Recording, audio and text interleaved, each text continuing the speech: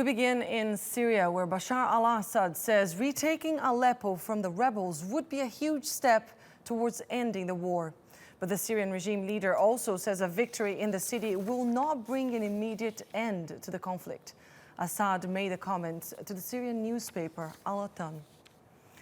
Meanwhile, Syrian rebels have called for a 5-day truce that would allow the evacuation of civilians from Aleppo's old city. But the proposal has been rejected by the regime. And Sandra Gathmann is in Gaziantep near the Turkish-Syrian border with the latest. Sandra, despite this ceasefire proposal by the rebels, Syrian forces continue to advance on Aleppo. What's the latest you're hearing on that offensive?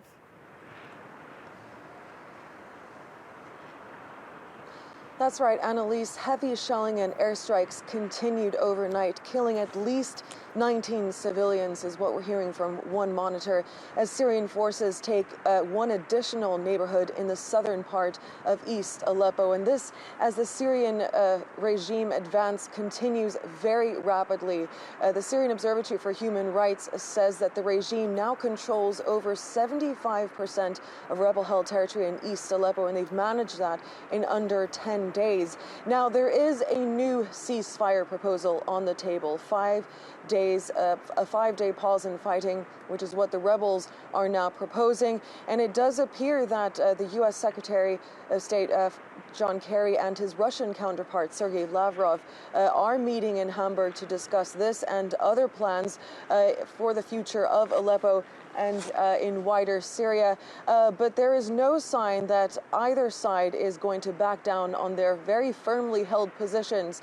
The Syrian government and the Russians continue to insist that no truce is possible until a full withdrawal of rebels from East Aleppo, and the opposition digging their heels as well, saying that they won't be retreating from the area.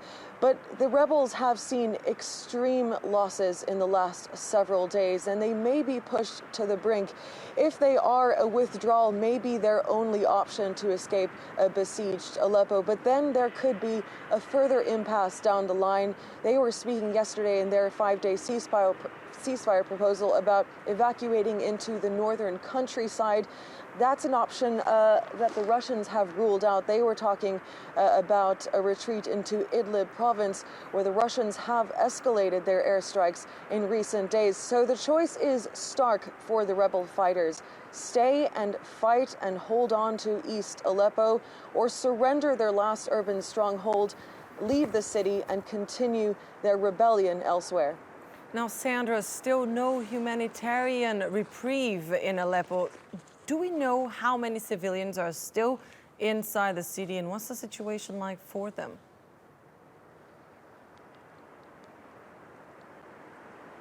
It's hard to come by precise numbers, but it appears there are around 200,000 people still trapped inside the besieged areas of East Aleppo, although the UN has recently said that as many as 30,000 people have left those areas in just under a week. Now, the reality is that there is a great deal of fear on the ground. Residents in East Aleppo are afraid to leave their homes, afraid of being hit by bombs from the sky, but they are forced, many families are forced to scrounge for food and water, collect firewood to stay warm, or even evacuate their loved ones to try to find some kind of medical aid if they're injured, because there are simply no hospitals left in those areas. Now, their only hope is for a humanitarian pause. This new ceasefire proposal of a 5-day pause in fighting is the option at the moment,